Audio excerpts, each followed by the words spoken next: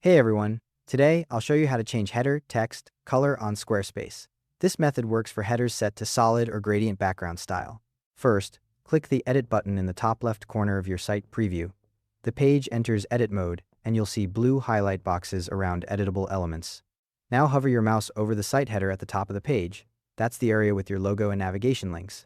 When you hover over it, you'll see an Edit Site Header button appear. Click that. A pop-up editor panel opens on the right side of the screen. In that header editor panel, click Edit Design, then click the Color tab. This is where the color customization options are. At the top of the Color tab, you'll see a style selector showing three options: solid, gradient, and adaptive. If you see solid or gradient selected, you're all set to continue. These two styles let you customize the navigation text color directly in the header editor. Look for the navigation color option under the Color tab. Click on it, and a color picker tool opens up. As you select different colors, the header text updates in real time so you can see exactly what it'll look like.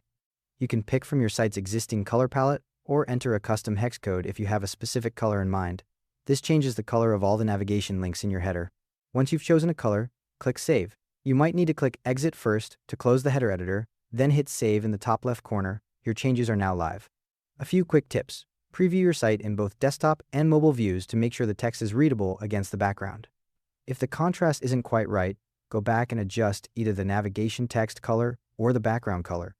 The header background style makes a difference too.